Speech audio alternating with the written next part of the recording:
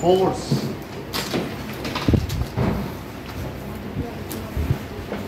Any kind of push or pull is called force. Any kind of push or pull is called force. मान लीजिए कि अगर किसी में पुश किया जाए तो भी फोर्स है, तो if a person is pushing this trolley तो ये एक फोर्स है, ठीक है ना. So this trolley is pushed by this person and it is a force. और या ये भी हो सकता है कि कोई सूटकेस है and if somebody is carrying, so this is a force.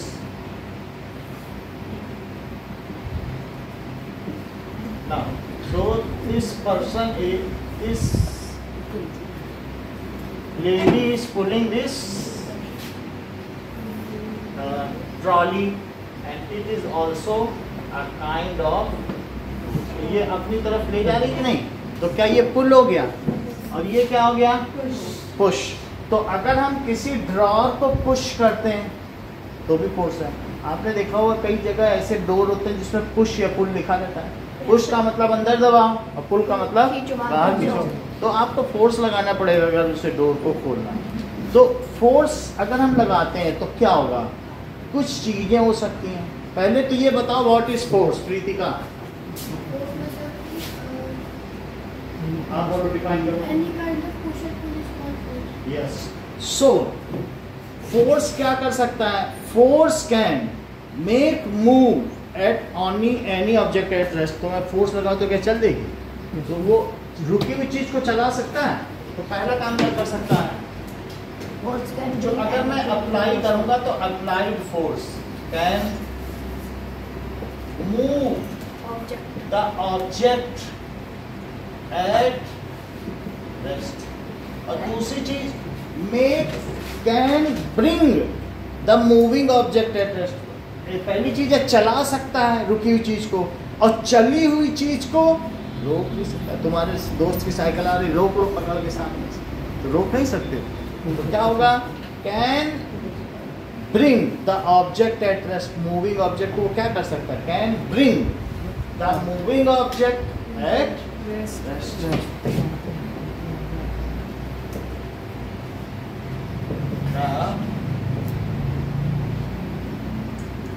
Object at rest. और कभी कभी ऐसा भी होता है कि अगर कोई चीज चल रही है और तुम उसको और धक्का दो तो क्या उसकी स्पीड बदल सकती है, वो और तेज चलने लगती है. So can change the speed, और तेज चलने लगती, कैन चेंज द स्पीड. और अगर कोई चीज चल रही है और फुटबॉलर उसको ऐसे किक कर दे तो क्या उस बॉल की डायरेक्शन भी बदल जाएगी. Yes sir, can change the direction. Sir first वाले के तरफ ये लिख सकते हैं that can bring any object in motion. So can, ठीक है. So इसको क्या कर सकता है, कैन मूव द ऑब्जेक्ट, यानी वो मूव कर सकता है ना, मूव कर सकता है. Move the object at can bring the moving object, ये तो नहीं, can move the object which is at rest, which is at, अगर रेस्ट पे तो मूव करा सकता है. और can bring the moving object at rest, can, अब क्या कर सकते हो, ये समझ में तो आ रहा है ना, नहीं तो और ठीक से लिख लो. कैन लिख दिया तो वही चीज है. अगर जिसे नहीं समझ में आ रहा है, कैन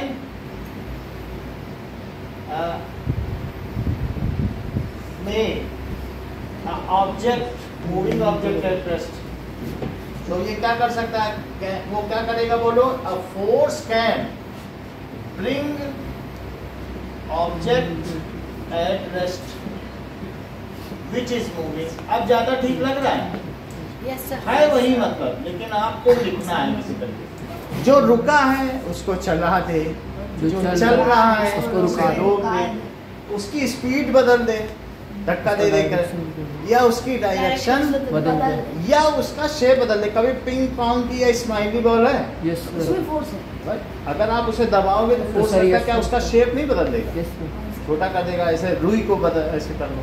तो कैन चेंज द डायरेक्शन भी कर सकता है, कैन चेंज द डायरेक्शन। और चौथी चीज क्या है, कैन चेंज द शेप। तो ये सारी चीजें कर सकता है, ठीक है। Now so any kind of push और pull on any object is a force. अब अगला पेज देखो कि आपको ये बताना है कि किन किन चीजों में फोर्स लग रहा है।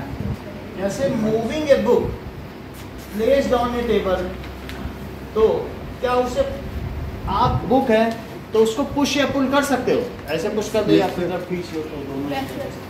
ओपनिंग ए सेटिंग डोर, और क्या उसे लिफ्ट भी कर सकते हो, तो वो भी फोर्स है, क्योंकि आप ग्रेविटी के अगेंस्ट में उस पर फोर्स लगा रहे हैं। तो मूविंग अपवर्ड, क्या तीनों केस में फोर्स है। आप कोई चीज उठा रहे हो तो फोर्स लगेगा कि नहीं लगेगा। अच्छा, इस तरीके से ओपनिंग और शटिंग ए डोर, तो इसमें बोलो पुशिंग है कि पुलिंग है कि लिफ्टिंग है। पुशिंग भी हो सकता है, अब ओपन करना है चाहे अपनी तरफ ओपन हो जाए, लेकिन लिफ्ट तो नहीं करना है ना। तो इस तरीके से जो सेकंड है उसमें आपको बताना है कि ओपनिंग द डोर में पुश है कि पुल है कि लिफ्ट है। तो बुक के केस में तीनों है, लेकिन ओपनिंग या शटिंग में तो पुश और पुल हो सकता है, ये नहीं होगा ना। तीसरा केस देखो, अगर मान लो drawing a bucket of water from a well, इसमें क्या करोगे।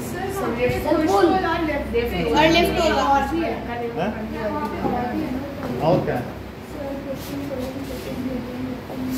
अच्छा ये सारी चीजें है ना, तो पुश पुल, हाँ तो पुशिंग पुलिंग हो सकता है। और तो कुछ नहीं होगा ना डोर को, अगर ओपनिंग और डोर, ठीक है, पुश पुलिंग ठीक है, हिट नहीं करना, हिट बॉल और वो करते हैं, ऐसे तोड़ने वाली चीजें करते हैं, समझ आई बात कि नहीं।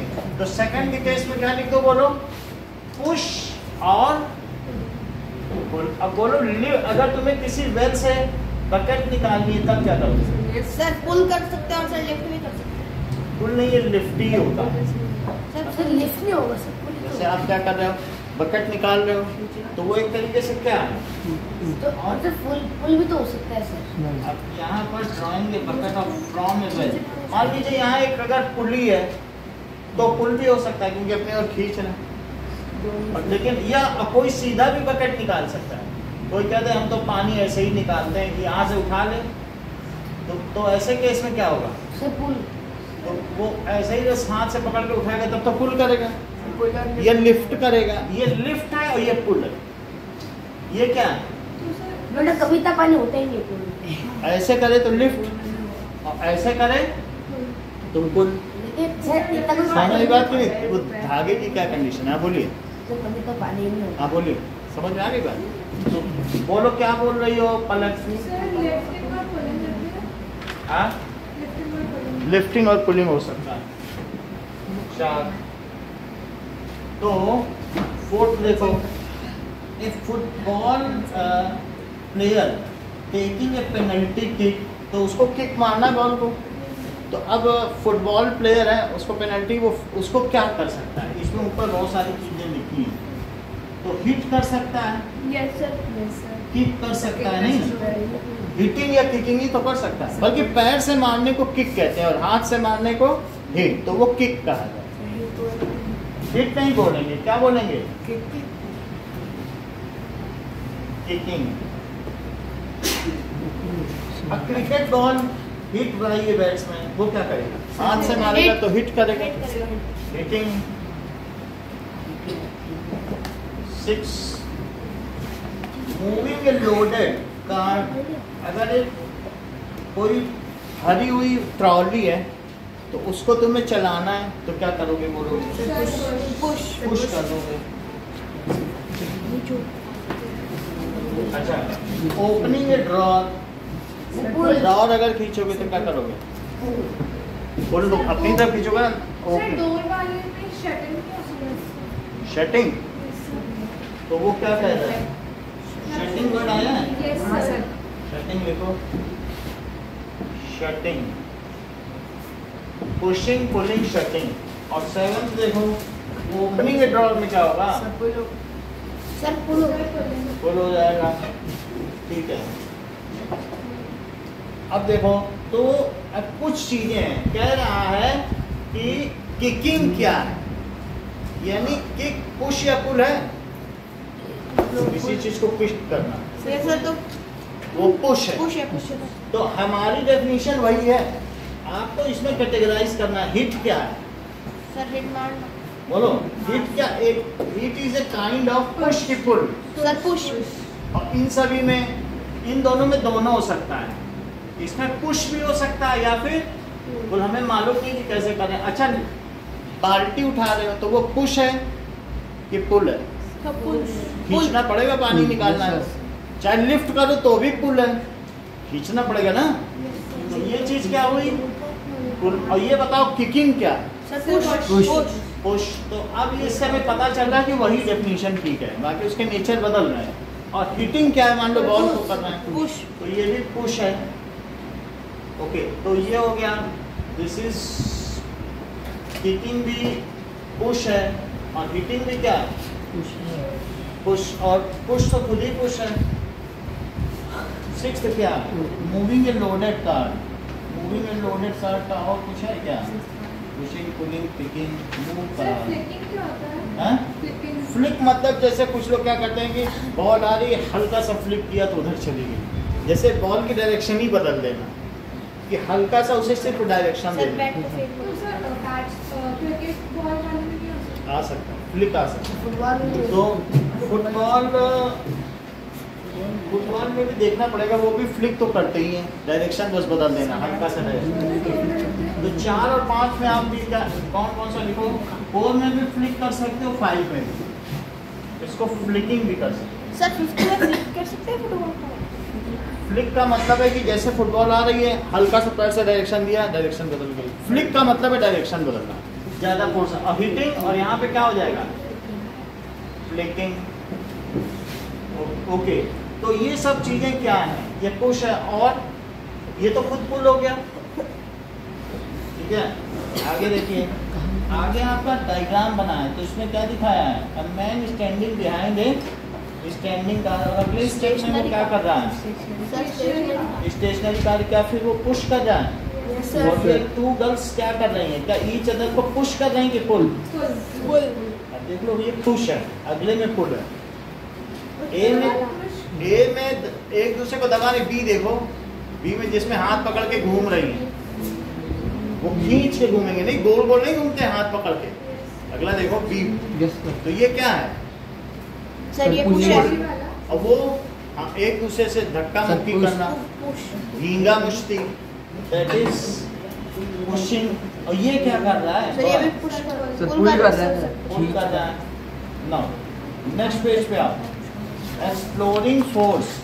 सो हियर अगेन, अगर मान लो दो लोग एक तरफ कर रहे हैं और दोनों लोग अलग अलग डायरेक्शन में कर रहे हैं, तो फोर्स एक वेक्टर क्वांटिटी। फोर्स कैसी क्वांटिटी है? इसमें डायरेक्शन होती है। अगर दो लोग डिफरेंट डायरेक्शन में से फोर्स लगाएंगे तो क्या कैंसिल हो जाएगा? बोलो। तो इसलिए what does it mean bye scalar quantity, जिसमें डायरेक्शन ना हो? बोलो, टाइम में कोई डायरेक्शन है? अगर 7:10 है तो वो हर डायरेक्शन में उतना ही बदला, कोई डायरेक्शन होता है क्या? लेकिन अगर फोर्स लगा रहे हो तो डायरेक्शन है, इधर भी लगा सकते हो, इधर भी लगा सकते हो। जिस डायरेक्शन में लगाओगे चीज उसी डायरेक्शन में चलेगी कि नहीं चलेगी? तो फोर्स कैसी क्वांटिटी है? बता ही नहीं रही, बोलो। फोर्स, आप बोलो। वेक्टर। हर चीज जानते हो, लोग कितना छोटी सी चीज है, लेकिन ये पिछले 3 मिनट से सुन रहा है। ये लोग 3 मिनट से सुन ही नहीं रहे, वो तो सुन ही नहीं पाई बेचारी। तो ठीक है, तो फोर्स कैसी क्वांटिटी है? देखो फिर से नहीं सुन पाई, कह रही मैंने बोला क्या? हाँ, ये लोग वो देखो कह रही हम तो फिर से सब नहीं सुन पाए। कान की कच्चे नहीं होना, लिसनिंग इज लर्निंग। अब उसके कान में जाके बोलो, सुनो मानसी फोर्स वेक्टर है तो वही चीज है, बेचारी क्या करे, तो वही चीज है। आप आगे बैठ जाओ, इधर बैठ जाओ, है बात की नहीं। तो इस तरीके से force which kind of quantity, vector quantity, it has direction also. और टाइम कैसी है, स्केलर। टाइम में कोई डायरेक्शन होती है? No sir. तो फोर्स कैसा क्वांटिटी है? Vector. Force is vector quantity. इसमें एक नंबर भी होता है। मान लो किसी चीज पे फोर्स लग रहा है तो टाइम की यूनिट सेकंड है, 10 सेकंड 20 सेकंड टाइम होता है नहीं? Yes, sir. और फोर्स की यूनिट न्यूटन है। क्या है? न्यूटन।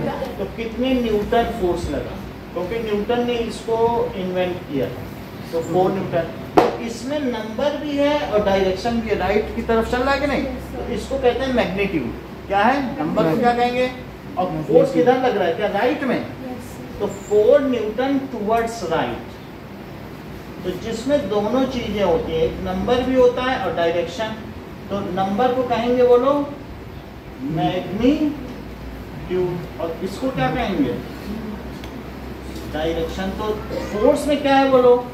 क्या मैग्नीट्यूड एंड डायरेक्शन दोनों है? तो फोर्स कैसी क्वांटिटी हुई? बताया करो, बोलो। हाँ, जो force is vector quantity, it has both. क्या दोनों चीजें हैं? मैग्नीट्यूड और direction. And magnitude and direction. अच्छा, ये बताओ, वेट, किसी चीज पर जो वेट लगता है डाउनवर्ड लगता है क्या? भारी है तो वजन तो नीचे ही है किसी चीज का, तो वेट भी वेक्टर क्वांटिटी है किसी चीज में। और वेट भी न्यूटन में होता है, क्योंकि उस पर भी तो फोर्स लगा रही ना, ग्रेविटी लगाती है वेट। किसी ग्रेविटी के हर चीज को क्यों खींचती है? तुम एप्पल को गिराते हो तो क्या ग्रेविटी खींच लेती है? नीचे ही गिरता है ना एप्पल।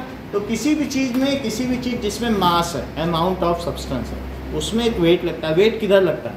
क्या डाउनवर्ड? यस सर, तो डाउन। बोलो वेट क्या वेक्टर क्वांटिटी है?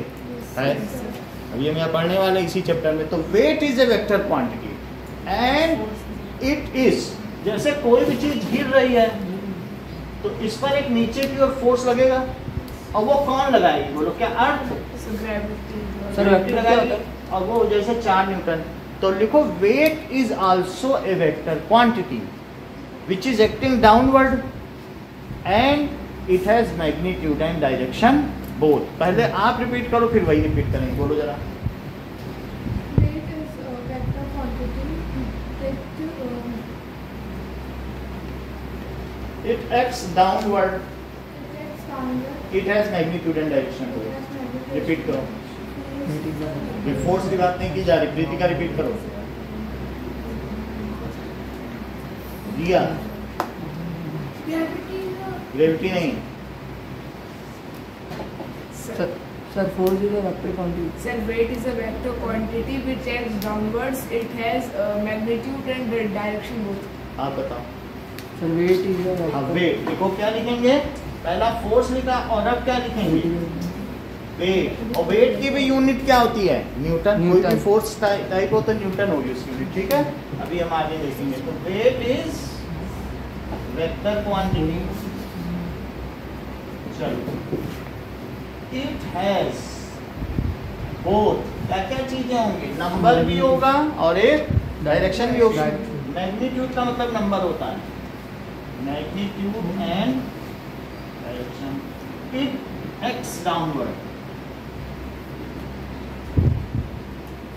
अच्छा, तो ये तो तुमने देख ली। वेक्टर क्वांटिटी का क्या मतलब होता है जरा बताओ।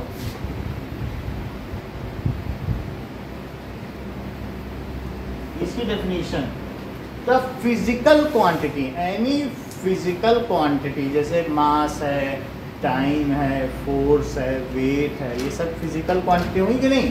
तो any physical quantity which has magnitude and direction both is called vector quantity. दो तरीके की क्वांटिटी होती हैं, एक वेक्टर क्वांटिटी होती है और दूसरी स्केलर। तो पहली चीज है any physical quantity, any physical quantity physical quantity which has, इसमें दो चीजें हो, क्या क्या हो? Magnitude and direction both is called vector quantity. Vector quantity. तो कोई भी सदिश राशि क्या होती है? कोई भी भौतिक राशि जिसमें परिमाण तथा दिशा दोनों निहित होती हैं उसको सदिश राशि कहते हैं। दिशा तो सदिश, और जिसमें दिशा ही ना हो अदिश, बिना दिशा के हो तो एनी फिजिकल क्वांटिटी। इसका एग्जांपल क्या है? Force and weight. क्या क्या एग्जांपल दिए? Force and weight. एग्जांपल है फोर्स एंड वेट। अब एक बार डिफाइन करो Palak, what does it mean by vector quantity? Any physical quantity which has magnitude and direction. Both, बिना देखे करना, वो देख रहे हैं आप, बोलो। Any physical quantity which have both magnitude and direction is called vector quantity. Repeat करो। Any physical quantity which has both magnitude, परिमाण तथा दिशा दोनों निहित है। magnitude direction is called vector quantity. Example बताओ। Example force and weight. अब मुझे scalar quantity की डेफिनेशन बताओ। Any physical quantity which has magnitude only, उसमें डायरेक्शन नहीं होती। जैसे टाइम की कोई डायरेक्शन नहीं होती, ठीक है। ऐसे ही लेंथ है, तो इस पेन की लेंथ 10 सेंटीमीटर है, क्या ऐसे कर देंगे तो 10 नहीं रह जाएगी? तो कोई डायरेक्शन से तो मतलब नहीं है इसको। तो इस तरीके से अब देखो स्केलर क्वांटिटी क्या है? Any physical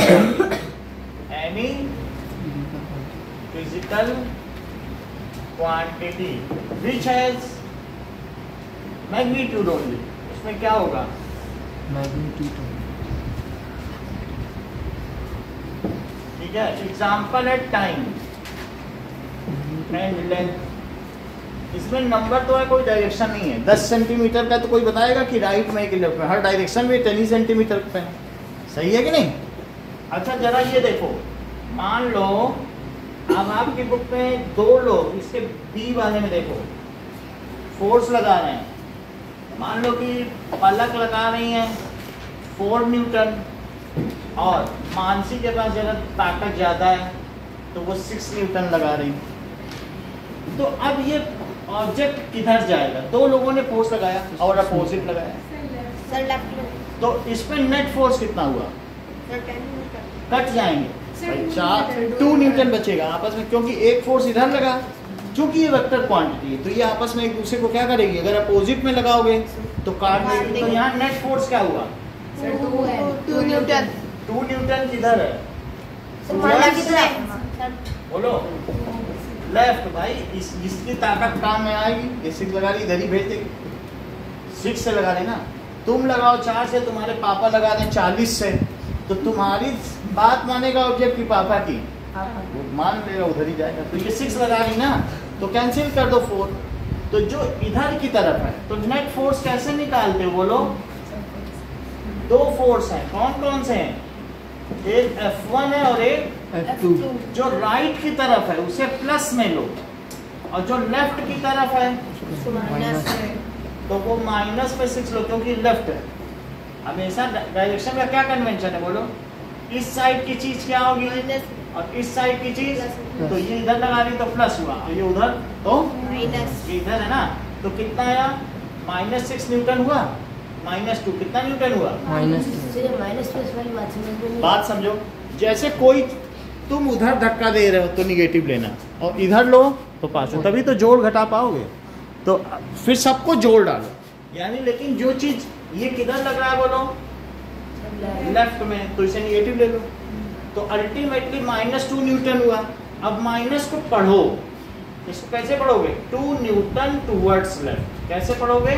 2 Newton towards left. पूरी बात समझ आ गई? सर माइनस टू बोलने की जरूरत नहीं है. फिर नहीं बोलोगे -2, फिर उसको इंटरप्रेट करो। माइनस का मतलब टुवर्ड्स लेफ्ट. माइनस का मतलब टुवर्ड्स लेफ्ट। जैसे ये देखो, कि अब दो लोग फोर्स लगा रहे हैं, ये एक ऑब्जेक्ट पर ये लगा रहे हैं 10 न्यूटन और दो के छोटे किड्स आ गए, वो 2 न्यूटन नर्सरी के बच्चे आ गए और पलक में 10 न्यूटन लगा दिए। तो अब नेट फोर्स क्या हुआ बोलो? 6 न्यूटन। वो किधर हुआ? F1 plus F2 plus F3। मान लो ये 1 है, ये 2 है और ये 3। तो F1 कितना है बोलो? क्या प्लस है कि माइनस? उधर क्या चीज मास देखो तो प्लस 10। अब ये बोलो माइनस 2 न्यूटन और दूसरा वाला -2 न्यूटन। तो प्लस 10 न्यूटन माइनस 4 न्यूटन। तो क्या ये प्लस का 6 न्यूटन हुआ? Yes sir. तो ये ऑब्जेक्ट किधर जाएगा? Towards right. 6 Newton towards right. और समझ आ गई? Yes sir. अगर समझ में आ गई है तो आपको define force,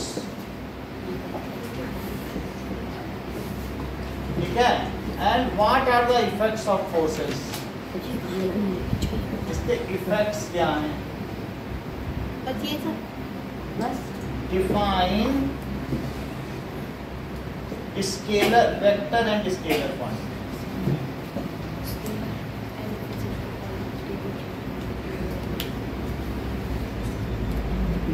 Write 2 example for each.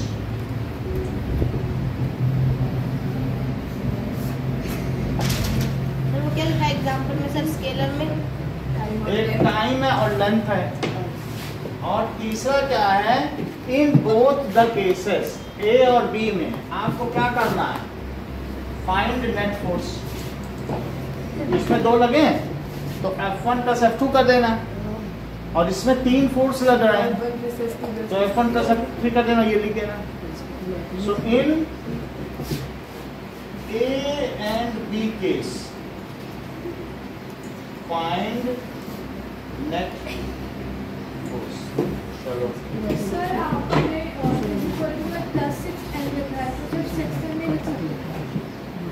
नहीं, 6 नहीं लिख सकते, आपको प्लस लगाना पड़ेगा, उसी से पता चलेगा कि वो आपको लास्ट में लगाना ही पड़ेगा।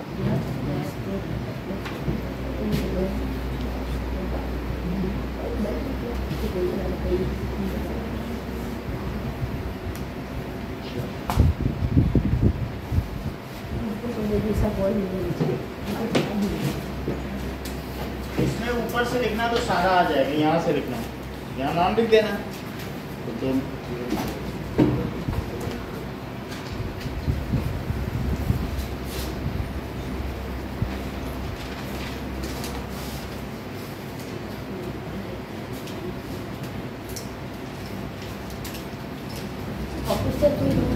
कल मिलेगी।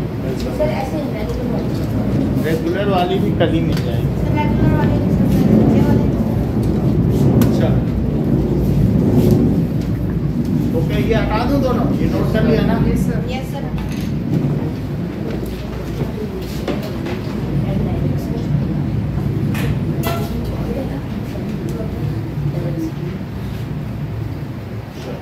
मैंने ऊपर नाम लिख दिया।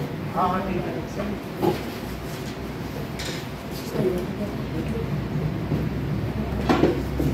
थोड़ा सा रिया और थोड़ा दूर लो।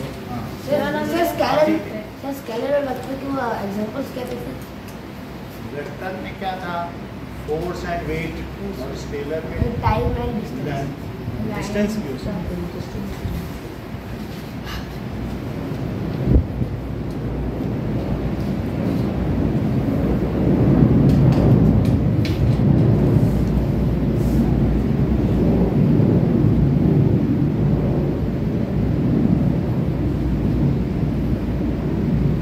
चलिए रिया स्टार्ट करिए।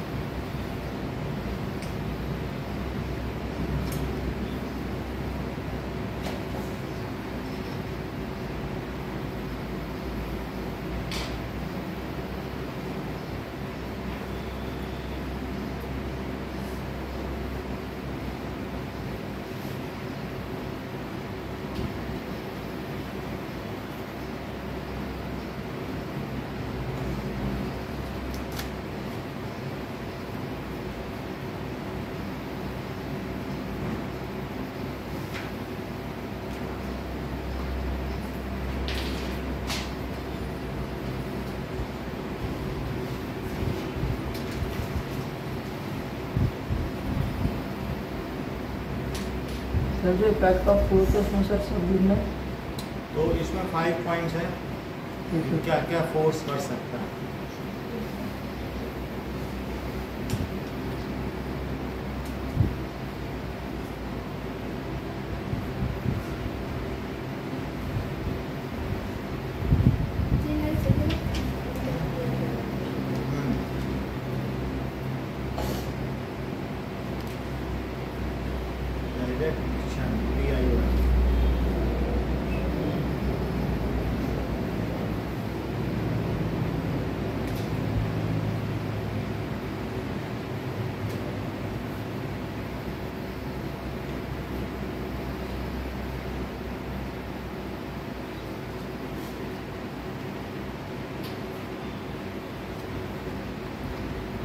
सर 1 2 3 से ऊपर नीचे कर सकते हैं सर। हाँ इफेक्ट के लिए।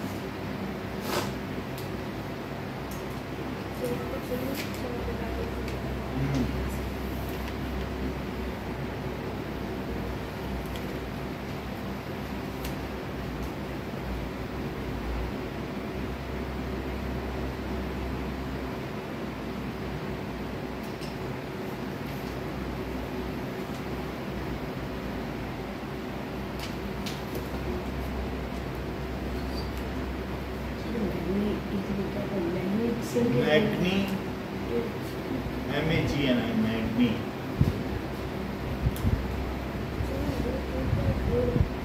क्यूट से आप जानिए डायरेक्शन।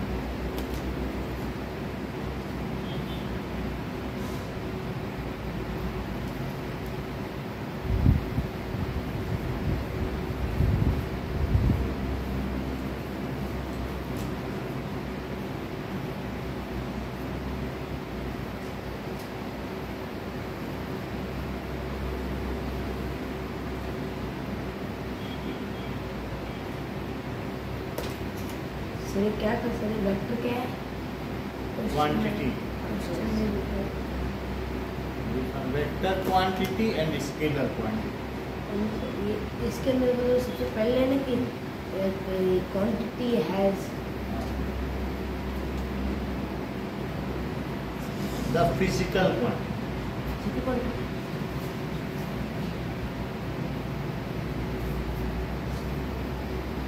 क्योंकि आप फिजिक्स पढ़ रहे हो तो इसमें सब चीजें क्या आएंगी, फिजिकली तो आएंगी।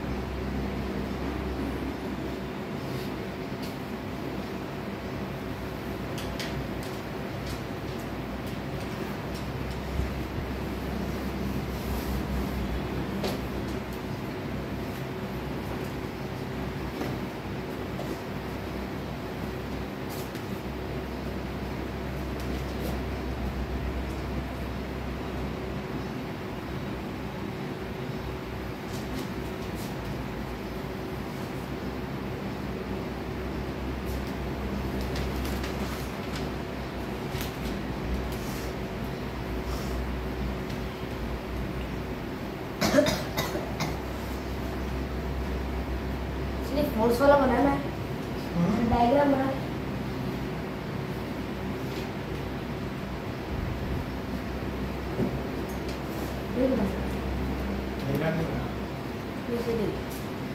ऐसे बस आंसर कर लो। सर हो गया। लो।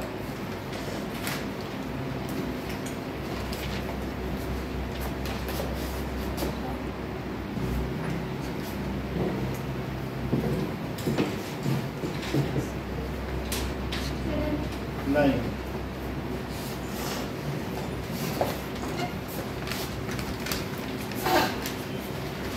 अब देखो आपके बुक में लिखा हुआ है कि if forces are applied in same direction then they add on each other. ऐसा लिखा है बोल्ड हेडिंग में। क्या लिखा है बताइए? Force applied on an object in the same direction add to one another. If forces applied on object is in same direction, यदि वे same direction में हो तो क्या हो जाएगा? Direction, then these are added. If forces applied, जैसे ये different direction है तो ऐसे कैसे क्या होगा? If forces applied on object is in opposite direction तो क्या होगा? Then these are subtracted, तो उनका डिफरेंस लेना पड़ेगा। डिफरेंस का मतलब समझते हो? जैसे तुम्हारी और तुम्हारी छोटी बहन की एज में डिफरेंस, तो तुम्हारी एज पहले, जो बड़ा होता है उसको पहले लिखते हैं और जो छोटा होगा उसको डिफरेंस का ये मतलब है, ठीक है। और सब्ट्रैक्शन में तो जिससे जो कहा जाएगा वही सब्ट्रैक्ट होगा, डिफरेंस में बड़ी चीज पहले लिखी जाएगी। तो इस तरीके से देन क्या होगा? देन डिफरेंस ऑफ फोर्सेस लेंगे। और हमने तो आपको नोटेशन बता दिया डायरेक्शन का, वो सबसे आसान है क्योंकि उससे आपको पता ही चल जाएगा। नेट फोर्स के बाद F1 plus F2 लिखा है। हाँ, तो F1 plus F2 plus F3, फिर जो चीज़ वो इधर है वो लेफ्ट को माइनस में लो और राइट वाले को प्लस में, क्योंकि ये वेक्टर क्वांटिटी है तो इसमें प्लस माइनस रहेगा। तो force is difference of force is taken. अब देखो, हाँ हो गया, सबने जमा किया, लो। अब देखिए इतनी बात समझ में आ गई देवव्रत कि अगर मान लो एक ऑब्जेक्ट है ये, और इस मीरा को बहुत सारे बच्चे अगर ऐसे धक्का दे रहे हैं तो एक साथ बहुत सारे लोग धक्का दे रहे हैं, ये भी धक्का दे रहा है और दो लोग ये 4 न्यूटन और 6 न्यूटन का फोर्स लगा रहे हैं, तो बात नहीं करो, तो फिर ये ऐड होंगे कि सब्ट्रैक्ट होंगे? बोलो, अब बोलो। हाँ आ रहा है। कितना अच्छा इन्होंने बताया। जैसे कि आरव ने हम सबको ये बताया कि चूंकि ये सेम डायरेक्शन में, पहले इन्होंने यहाँ पढ़ा होगा तब तो बता पाए, इन्होंने कैसे बता दिया ये 10 न्यूटन टुवर्ड्स राइट है? क्योंकि forces applied on same direction are, these are added. और अगर अपोजिट हो, जैसे आपकी बुक में दिया हुआ है फिगर, तो दोनों लोग बॉक्स को अपोजिट कर रहे हैं तो सब्ट्रैक्ट हो जाएगा। अच्छा, एक और डेफिनेशन दी है, the magnitude of force means strength of force. अगर मैग्नीट्यूड ज्यादा है तो स्ट्रेंथ ज्यादा होगी। तो आपका मैग्नीट्यूड ऑफ फोर्स ज्यादा होगा कि किसी पहलवान का? बोलो, क्योंकि उसके पास स्ट्रेंथ ज्यादा है। So if strength of force is more than its magnitude will be more. अच्छा, 4 न्यूटन में ज्यादा मैग्नीट्यूड है कि 40 न्यूटन? 40 न्यूटन, क्योंकि उसमें स्ट्रेंथ ज्यादा होगी। तो अब एक लाइन आपके में मैग्नीट्यूड भी लिखी, उसको भी पढ़ो। तो मैग्नीट्यूड ऑफ फोर्स का क्या मतलब होता है? हाँ, तो लिखो the strength of force, the strength of force is called magnitude of force.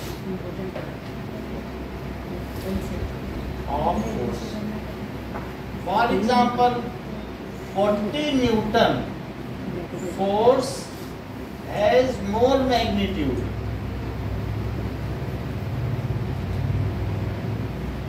than 35 Newton force. 35 Newton force. अब देखो, एक 100 ग्राम का सेब उठाने में, 100 ग्राम का सेब होता है, उठाने में जितना फोर्स लगता है वो 1 न्यूटन, इतना जानते हैं। तो चूंकि न्यूटन के ऊपर सेब गिरा था तो उन्होंने कहा कि मेरे ऊपर 1 न्यूटन फोर्स है, तो उसी को उन्होंने 1 न्यूटन ही बोला। अब आगे चीजें देखो, ठीक है। तो ये 2 स्टेटमेंट आपको समझ में आ गए। अगर आ गए दिव्या तो रिपीट करो कि if forces are in a same direction, then बोलो, when force is applied on the same direction on the object, then it is added. When force is applied on an object at opposite directions, then the difference is taken. सही है। Magnitude पे depend हो। The strength of force is called magnitude of force, ठीक है। अब आगे की बात देखो। नाउ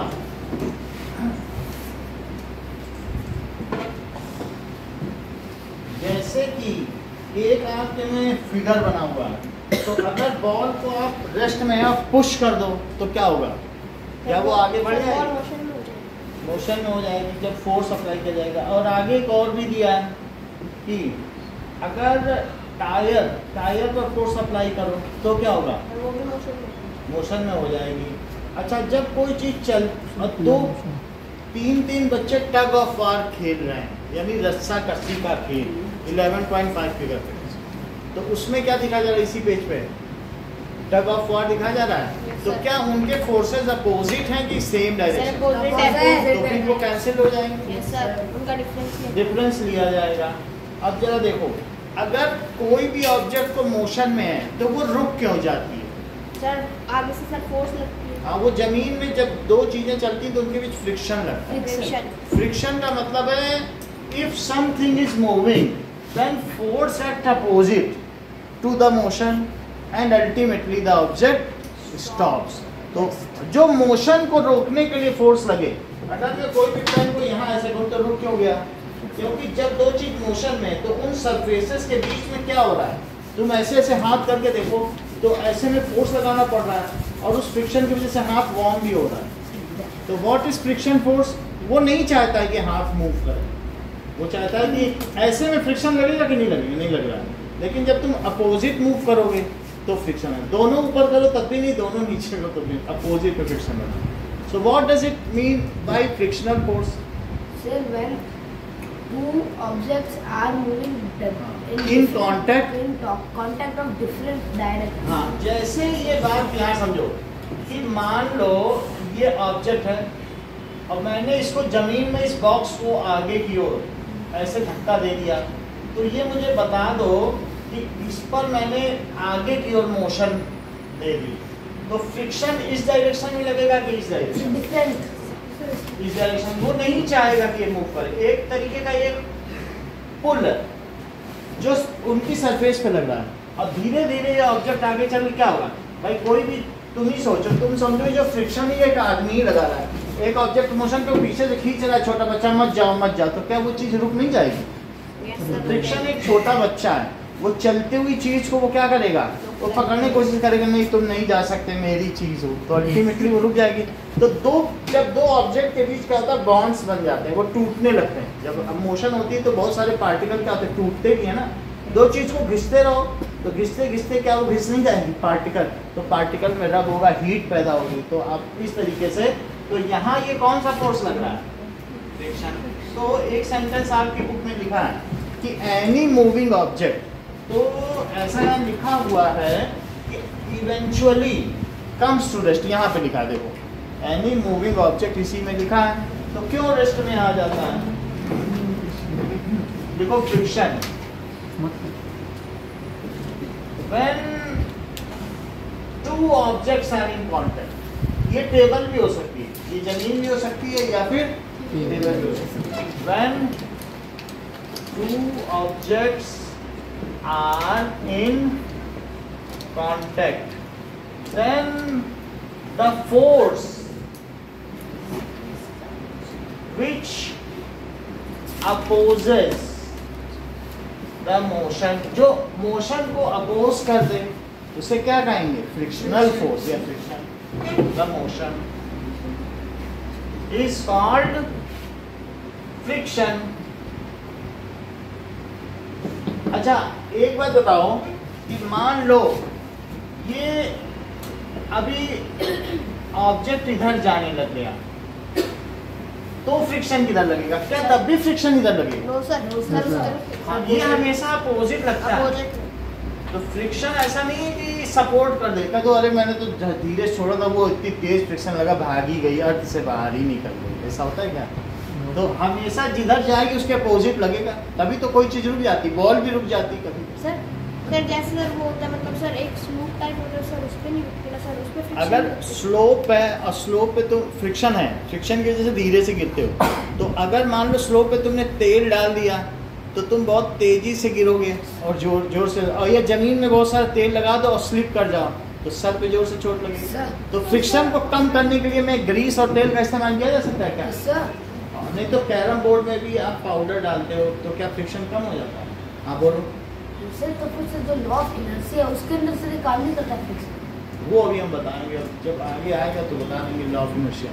लॉ ऑफ इनर्शिया थोड़ा सा अगर मैं थोड़ा सा बताऊंगा तभी आपको बताऊंगा। मतलब लेकिन सर वो तो सर उसके अंदर बताया गया है कि कोई भी चीज़ है वो सर सेम मौसम में रहना ज़्यादा पसंद करती है। अब पसंद करने के बाद क्या है कि थोड़ा सा मुझे बताना पड़ेगा, तो आपको अलग से बताएंगे कैसे, क्योंकि लॉ ऑफ इनर्शिया फोर्स के जो लॉज है ना एक बार बता देंगे तो हम अच्छे से समझ पाएंगे। थोड़ा सा इसे समझ लें फिर हम उस पर आ जाएंगे। तो आप फ्रिक्शन समझ गए ना? Friction always acts opposite to motion. ये बात समझ आएगी? क्या लिखें? फ्रिक्शन देखो यहाँ पर जब इधर चल रही थी तो उधर लगा फ्रिक्शन, और यहाँ इधर चल रही थी तो उधर लगा। तो दूसरी बात क्या हो गई? Motion. Friction always acts opposite to motion. अच्छा ये बताओ, a moving ball on ground stops after some time, क्यों? फ्रिक्शन लग रही है। Due to friction. तो लिखो a moving ball stops after some time due to friction. Friction की वजह से कोई भी चीज क्या होगी? रुक जाएगी। अब जरा देखो यहाँ पर एक्टिविटी 11.4 देखो,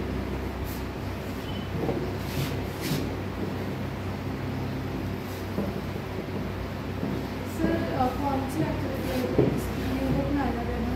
11.4 नहीं है, 0.4 होगी,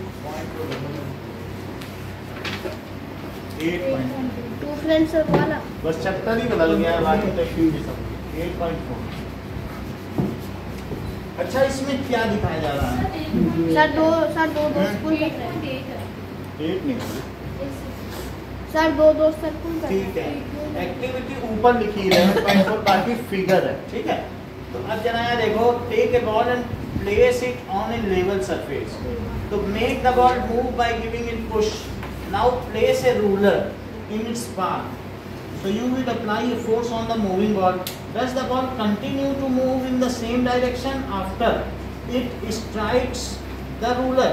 तो एक रूलर लो, जैसे तुमने यहाँ पर एक बॉल स्ट्राइक की और उसके बाद क्या करो कि ये जैसे देखिए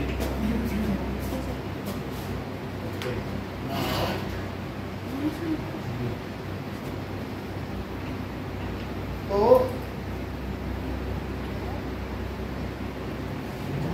अगर मान लो यहाँ पर मैंने इसको किया बॉल को इस टाइम, तो ये इसी डायरेक्शन में आ गई कि नहीं? ऐसे, और ऐसे करोगे तो क्या होगा? इधर आए, डायरेक्शन चेंज हो ऐसे, यानी यहाँ से करने पे ये ऐसे आएगी नहीं।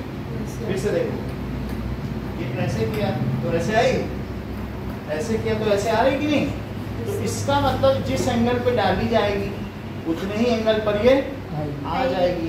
तो रूलर रख के ये देख रहे हैं कि कितने कैसे आई और कैसे गई, ठीक है कि नहीं। ऊपर एक रूलर लगाया है कि नहीं। सो इससे क्या पता चलता है कि in each case note the observation about the direction of motion। तो यहाँ पर ये देखा जा सकता है कि जितने एंगल पर आए कोई चीज उतने ही एंगल पर मूव करेगी। जैसे कि ये देखो, कई चीजें हैं जो इस लॉ को फॉलो करती हैं।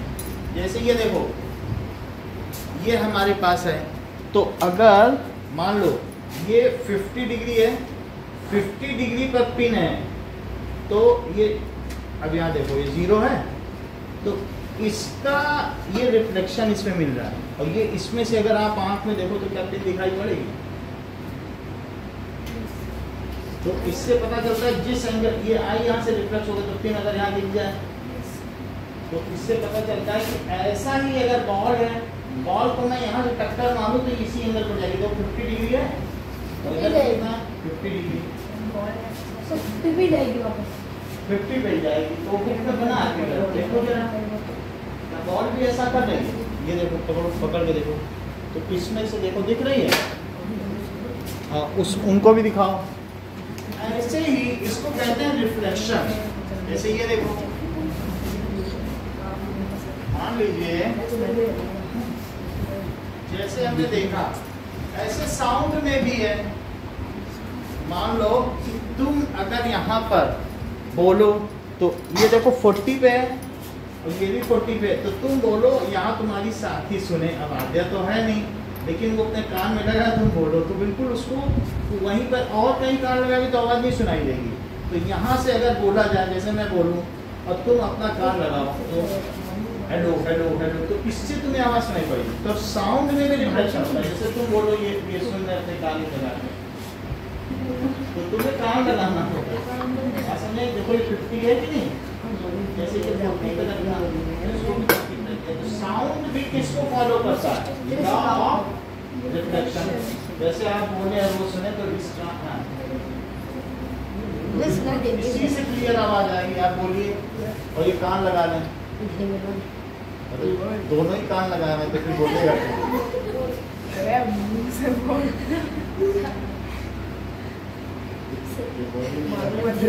ठीक है। तो एक को बोलना है, दूसरे को सुनना, तो वो उतने ही एंगल पर 40 पे इसको भी रख दिया और 40 पे तो बोलो हेलो हेलो हेलो। समझ में आ गया ना। तो इसमें भी लॉ ऑफ रिफ्लेक्शन है। और जो हम लोगों ने दूसरा देखा था, इसमें भी क्या है, लॉ ऑफ रिफ्लेक्शन। जो हमारी बॉल है जो टकरा रही है, क्या वो भी उसी एंगल पर आएगी। देखो, तो इस तरीके से बॉल, ठीक है, वो ऐसा देखा जाए, थोड़ा सा और वजन वाली बॉल ले ली जाए तो और अच्छा लगेगा। आई बॉल ले लिया, ठीक है। तो अगर फिर भी ये जिस एंगल पे उसी पे आ रही, बात समझ में आ गई कि नहीं। तो ये क्या है, लॉ ऑफ रिफ्लेक्शन को फॉलो कर रही है कि जिस एंगल पर हमने भेजा है it is in reflection. Is it clear. तो जो हमारी बॉल है it is following the law of reflection. अब जरा देखिए,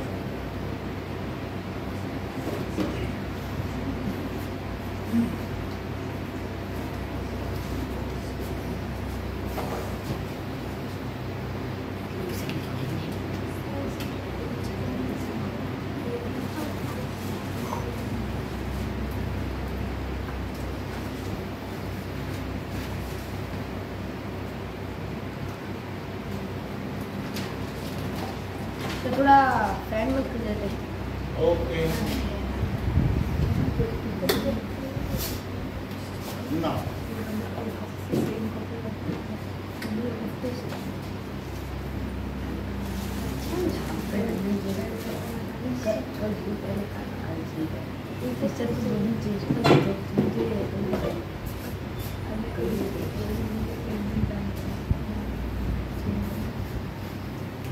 ये जैसे देखें कि लाइट में क्या चीज है कि कोई भी चीज लॉ ऑफ रिफ्लेक्शन को फॉलो करती है। तो ये मान लो हमारे पास एक ग्लास है, ठीक है, और ये लेजर लाइट है, तो ऐसे हमने रख दिया, ठीक है। तो इसमें अगर लाइट डाली जाए तो ये दूसरी तरफ जाएगी, समझ में आई बात की नहीं? अभी बता रहे हैं, ये लाइट गई और ये अब दूसरी तरफ चली जाएगी। इससे इस तरफ आना चाहिए। अभी बता रहे हैं। तो रुको, थोड़ा सा बड़ा ग्लास है, ये देखो, मान लीजिए मैंने इस पे लाइट डाली तो ये दूसरी तरफ जाएगी। तो अब ये देखो, ये देखो आई, अभी आपको भी दिख जाएगी, मतलब ये दिया, ये देखा, ये देखो, ये कैसी लेजर लाइट है, ये कैसी लेजर दिखी ना? तो ये अलग अलग लाइट का अलग अलग डायरेक्शन, यही चीज, ये भी आपके वही चीज फॉलो हो रही है ना? अब देखिए,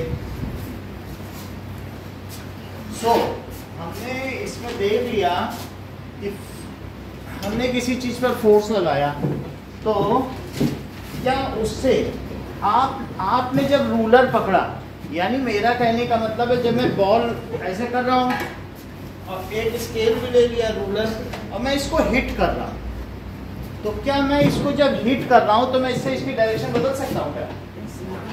बदल दिया, ऐसे आया और फिर ऐसे तो भी बदला, तो क्या मैं फोर्स लगा के डायरेक्शन भी बदल सकता हूँ? ये देखो मैंने ये किया, बदल दिया कि नहीं? तो फोर्स क्या कर सकता है, ये चीज हम पहले भी पढ़ चुके हैं। तो फोर्स कैन रिवर्स भी कर सकता है, या उसी एंगल पर, तो इस पर तो फोर्स लग रहा है ना, जब मैं इस पर मारूंगा तो फोर्स आएगा कि नहीं? तो इस तरीके से फोर्स कैन डायरेक्शन, ये भी बात पता चल गई। अब आगे देखो ना, सो फोर्स कैन, अब एक बोल्ड इसमें हेडिंग लिखी है, change it's state of motion. State of motion का क्या मतलब है? अब बात पता चल रही है जो आरव ने थोड़ी देर पहले क्या कहा। आरव ने कहा था कि देखो मेरा पेन कहाँ चला गया, ये। So what does it mean by state of motion?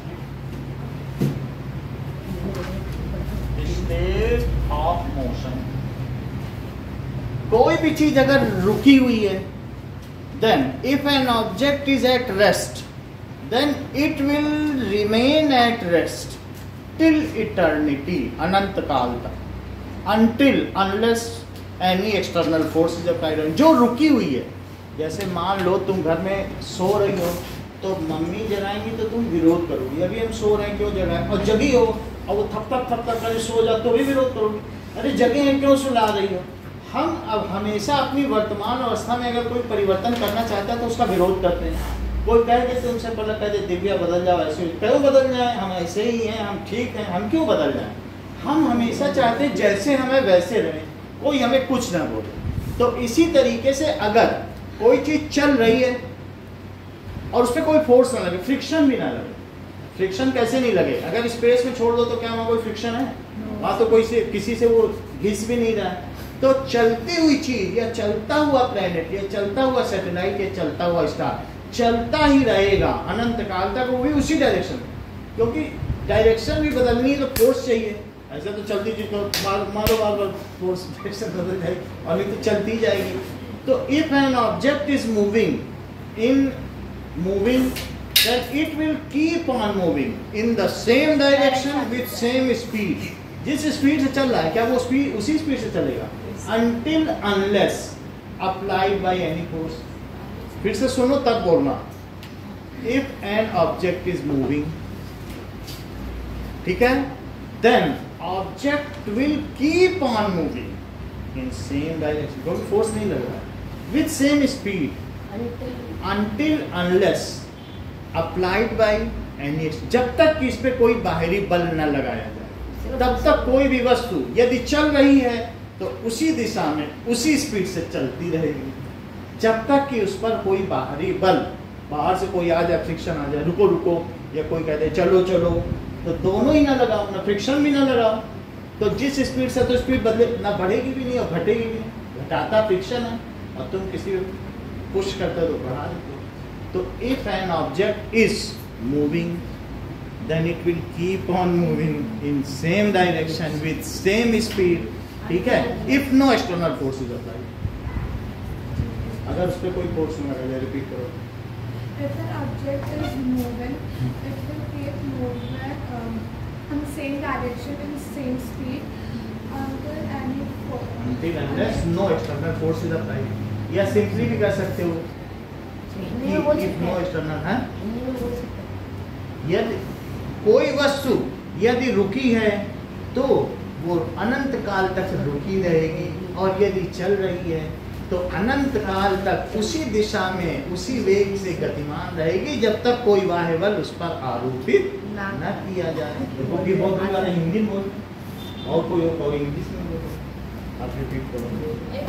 Object is moving, then it moves its same direction and same speed until unless no external forces apply.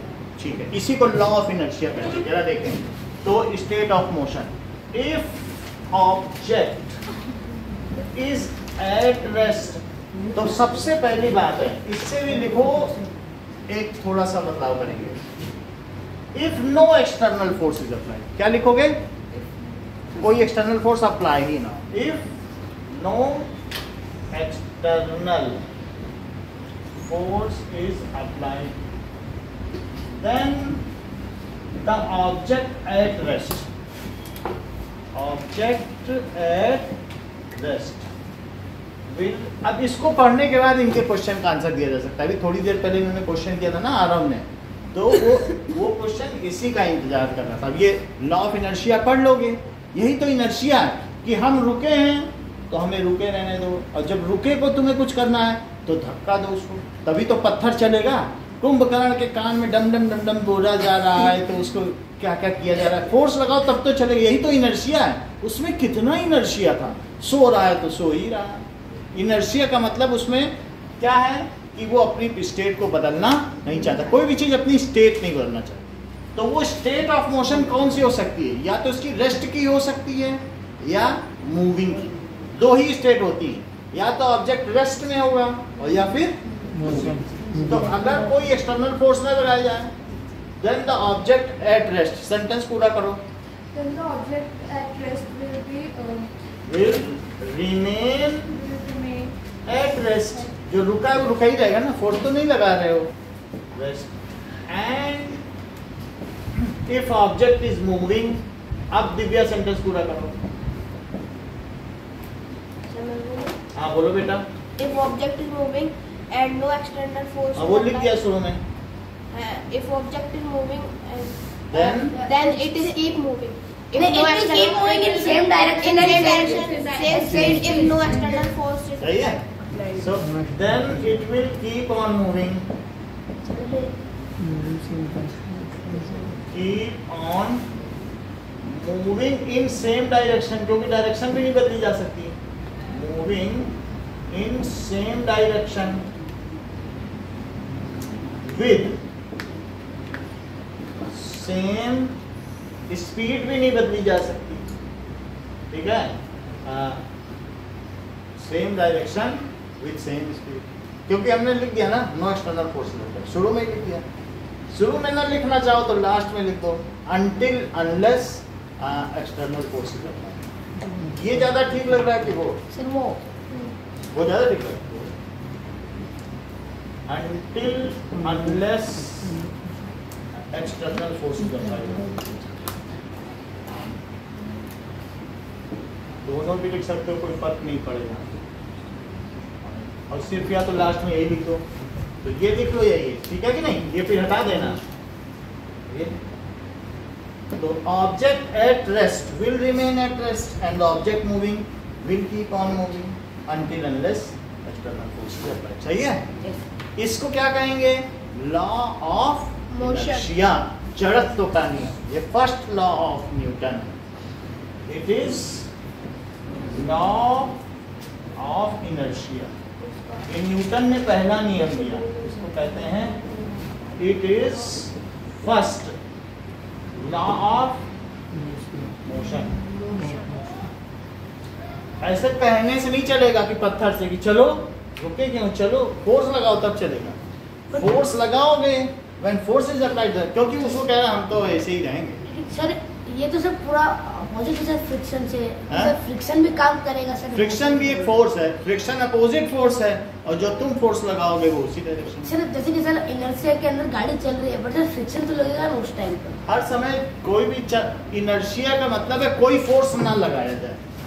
मतलब सर अगर चल रही हो तब से फ्रिक्शन लगेगा तो सर फ्रिक्शन लगेगा तो फिर इनर्शिया नहीं लगना है। इनर्शिया में क्या होता है कि कोई भी फोर्स ना लगे, ना फ्रिक्शन भी ना लगे, वो इंटरस्टेलर स्पेस में चले, यानी अंतर आणविक आकाश में, स्पेस में, जहां ना हवा हो, हवा भी नहीं होनी चाहिए, बस वो चलता रहे। तो वो एक जो है कोई भी सेलेस्टियल बॉडी चलती रहेगी और इसकी डायरेक्शन, कोई ग्रेविटी भी ना हो, कोई फोर्स ही ना हो, तो क्या सीधे चलती रहेगी?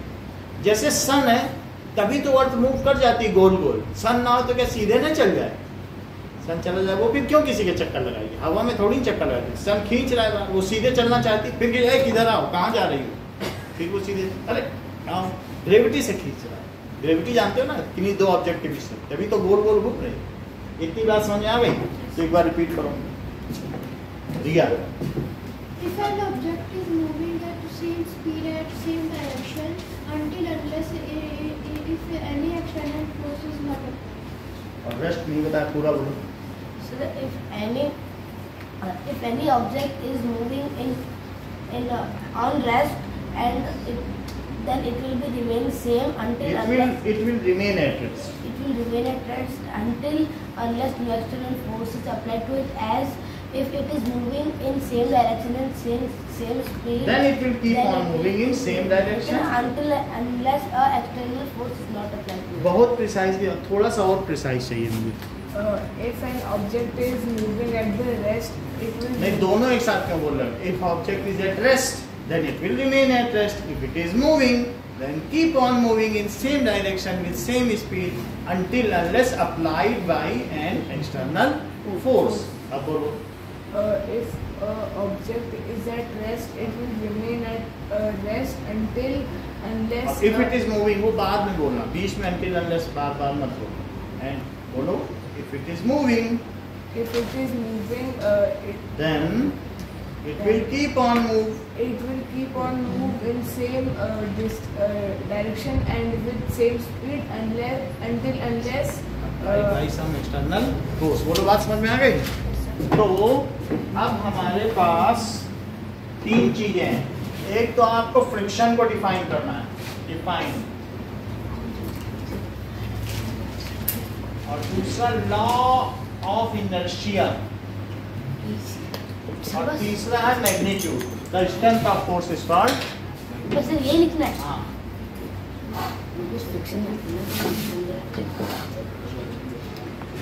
फ्रिक्शन को छोड़ने को रिलीज करना। देख लो फ्रिक्शन के अंदर से समझा दोगे? हाँ, समझा देंगे। यानी when two objects are in contact, तो क्या लिखोगे? The force which opposes any kind of motion between two objects in contact, वो फोर्स जो किसी भी तरीके के मोशन का विरोध करता हो, दो ऑब्जेक्ट्स अगर संपर्क में हैं, the force which opposes, कहता नहीं चलो मत, कुछ मत करो, जैसे ही रहो। The force which opposes any kind of motion, कहता किसी भी तरीके का मूवमेंट करोगे हम तुमको रोक लेंगे, चलना नहीं आएगा। ऐसे लिख सकते हैं। The force which opposes any kind of motion between two objects in contact. Contact में तभी विरोध करेगा, इस पर नहीं विरोध करेगा। फिर से बोलो। The force which opposes oppose the any kind of motion any kind of object between two objects in contact. in contact. Contact पे फिर से रिपीट करो.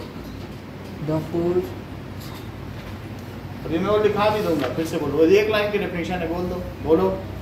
The force Force, the force which opposes opposes any kind of motion between two objects in contact. Sir वो नहीं लिखना क्या friction always friction always देखो, या तो ये पूरा लिखो या तुम्हें दूसरी डेफिनेशन बता रहे हैं. दूसरी बता भाई उन्होंने क्या बोला कि फ्रिक्शन फिर से समझाओ. क्यों जरूरत पड़ी? क्योंकि इससे सरल डेफिनेशन चाहिए होगी तभी तो जरूरत पड़ी. ऐसे वो क्यों बोलते? और तो नहीं बोला किसी के बारे में. तो लिखो द फोर्स, ऐसा फोर्स जो क्या करे, बोलो. क्या वो विरोध करता है मोशन का? Opposes any kind of motion. इसके बीच में मोशन बिटवीन टू ऑब्जेक्ट्स जो कि संपर्क में हो.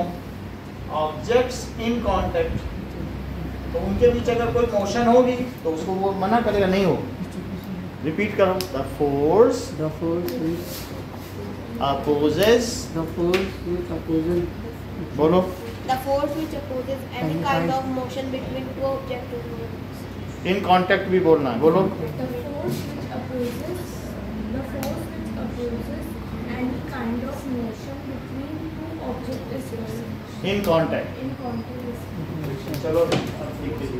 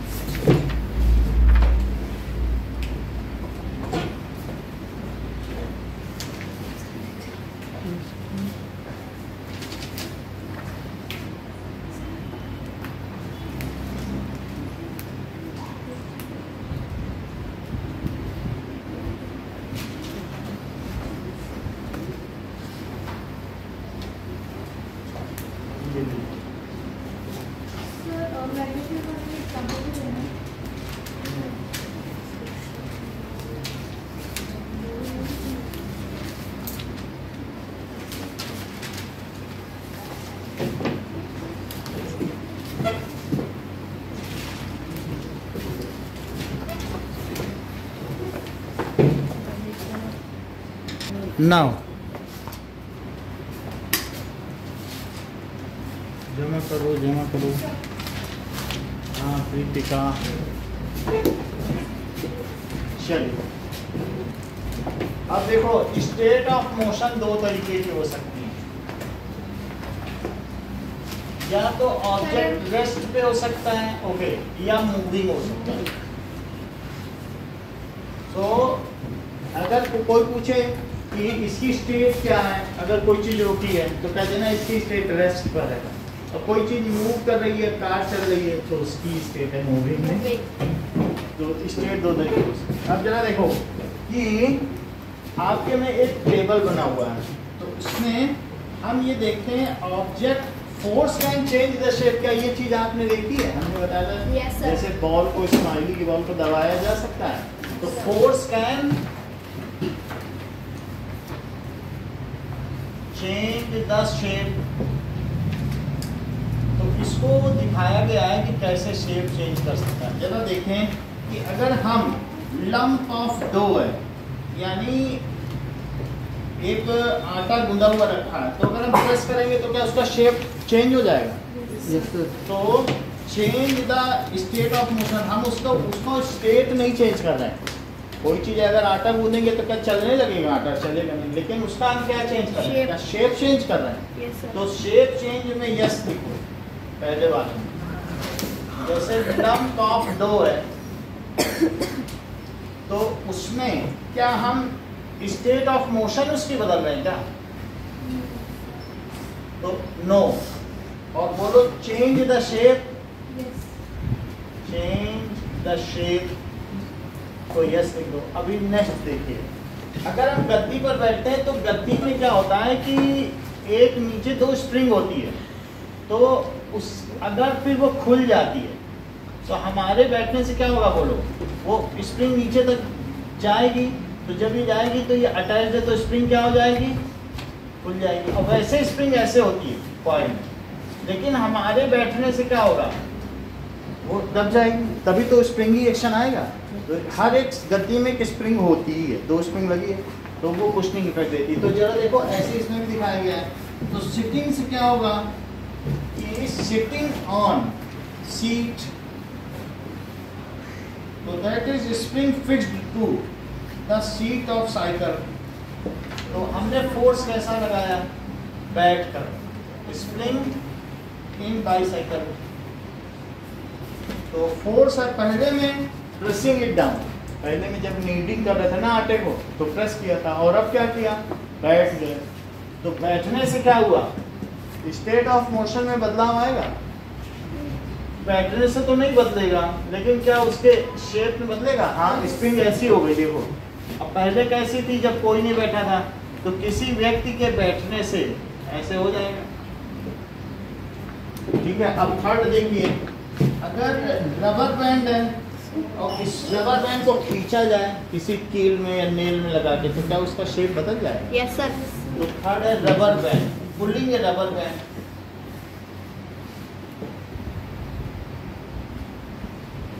तो इसमें कोई स्टेट में तो चेंज नहीं आएगा, लेकिन इसके शेप में चेंज आ जाएगा। और चौथी चीज देखो, अगर मैं स्केल रख दूं, 2 बुक इधर रखूं, 2 बुक इधर, और बीच में एक स्केल रख के उस पर कुछ लोड रखूं, तो क्या होगा, Sir, change of shape. तो वो बेंट हो जाएगा। स्केल कैसा हो जाएगा, थोड़ा सा बेंट हो जाएगा कि नहीं। तो ऐसी स्थिति में क्या होगा कि प्लास्टिक स्केल, टूट जाएगा। ठीक है, हैविंग सम लोड, टूटेगा तो नहीं, थोड़ा लोड रखना,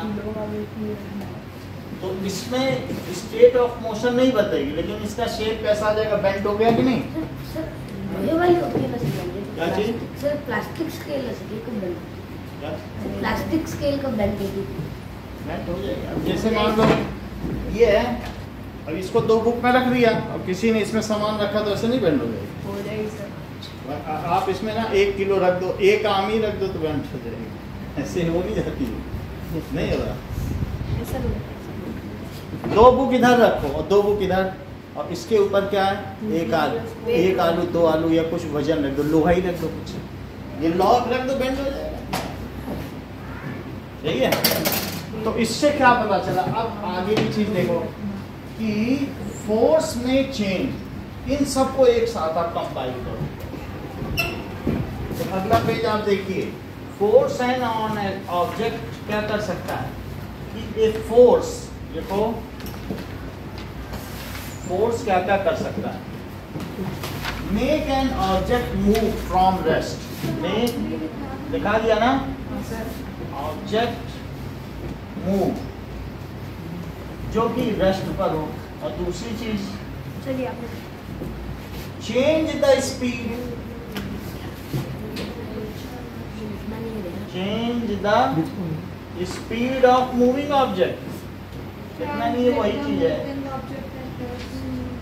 और दूसरी चीज क्या है, चेंज द डायरेक्शन भी कर सकता है of moving object, change the direction. हम लोग फोर्स लगाकर ही हैंडल तो मोड़कर उस अपनी साइकिल की डायरेक्शन बदल देते हैं। तो मैं bring about the change in shape, तो चेंज इन शेप भी हो सकता है क्या, अभी ये सब देख तो रहे थे, चेंज इन। और लास्ट क्या दिखाया गया है कि इसके अलावा इन्होंने ये नहीं कहा है कि make an object move, make an object come to at rest if it is moving, है ना, कम टू एट रेस्ट।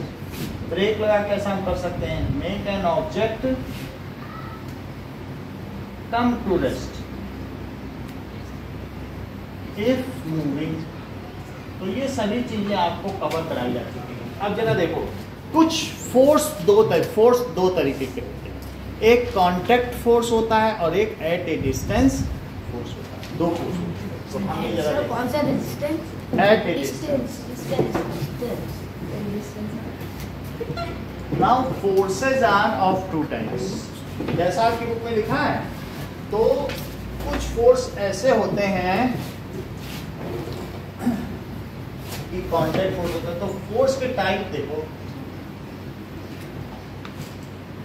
एक है कांटेक्ट फोर्स और दूसरा क्या है, एट अ डिस्टेंस फोर्स। तो कांटेक्ट फोर्स में क्या है, किसी चीज पे मस्कुलर फोर्स, सर जिसे हम छू के हिला, हाँ जिसे हम छू के करें तभी फोर्स लगे। जैसे मैंने इस पे फोर्स लगाया, या इस पर मैं ऐसे करता जाऊं तो ये कांटेक्ट फोर्स, छूने से इस पे फोर्स और लगाया डिस्टेंस सर जो दूर से तो हवा से- मस्कुलर फोर्स। फ्रिक्शन भी क्या कांटेक्ट पे ही काम करता है। Yes sir. तो देखो आपकी बुक में हेडिंग लिखी फ्रिक्शन, अभी वो भी हम देख लेंगे फ्रिक्शन फिर से, अगर बुक में कोई नया मिल जाए डेफिनेशन। और दूसरी चीज है एट ए डिस्टेंस, क्या मैग्नेटिक फोर्स है, मैग्नेटिक फोर्स। तो मैग्नेटिक फोर्स ये सर जो विंड से सर जो हिलता है। हाँ, मान लो मैग्नेटिक फोर्स, विंड में भी क्या है कि हवा है तो वो कांटेक्ट ही माना जाएगा। और एट ए डिस्टेंस में क्या होगा कि देख लेते हैं,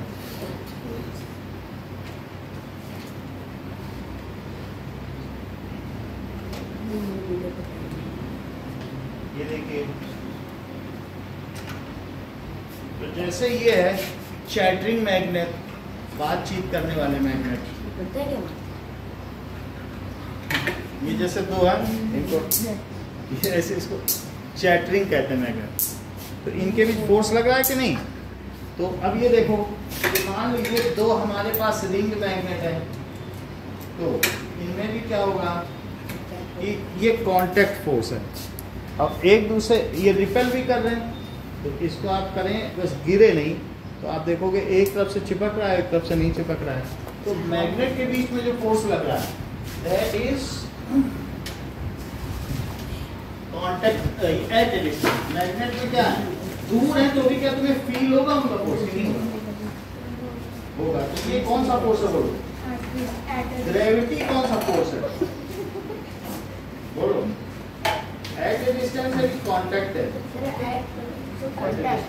ये देखो, ये तो सबसे स्ट्रॉन्ग मैग्नेट है नियोडायमियम के, इनको तो सब लोग अलग नहीं कर सकते हैं। तो ये देखो, ये नियोडायमियम है, तो फिर भी आप अलग करो और मिलाओ, देखो कितना फोर्स है इनमें। ऐसे करो, ये नहीं रहा जो होता है, हिला के देखो और फिर पता चले कि कितना फोर्स है। तो दूर रखने पर भी फोर्स लग रहा है ना, तो दिस इज। और एक ये भी चीज देखो कि क्या ऐसा करने से एट ए डिस्टेंस है, ऐसे करके भी देखिए कि क्या इनके करने से मूव कर रहा है, तो इससे पता चलेगा ये एट ए डिस्टेंस है।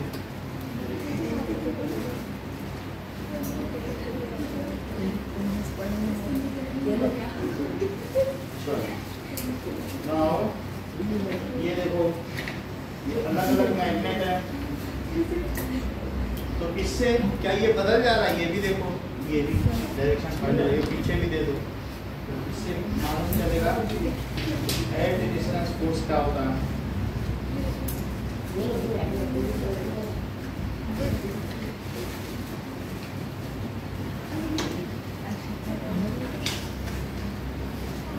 Now, these are two different magnets.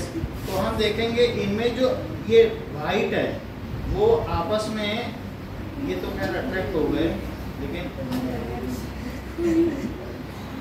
चलो दूसरा मैग्नेट देंगे तो रिपेल करते हैं आपस में। अगर ये कोई बात नहीं, बाकी दिखा देख लें।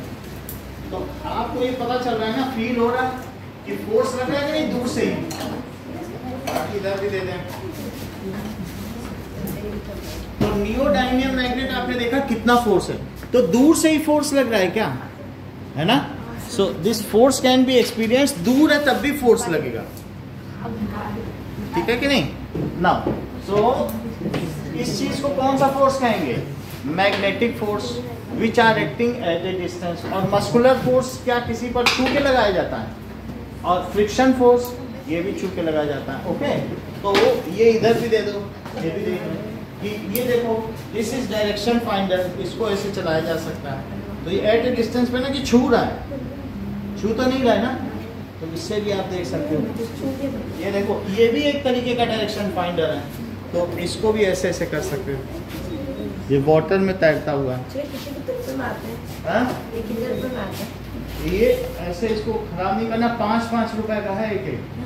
हाँ करना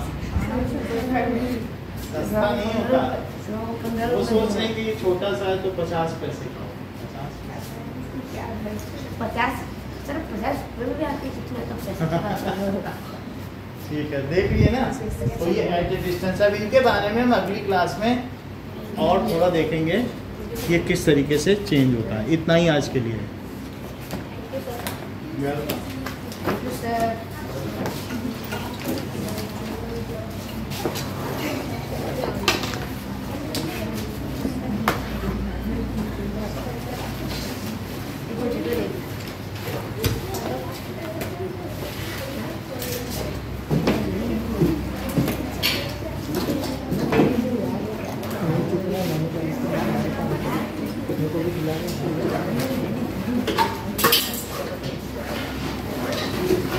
इससे ज्यादा भी ताकतवर होते हैं। जब दो आपस में आएंगे तो उसमें से चिंगारी निकलती है।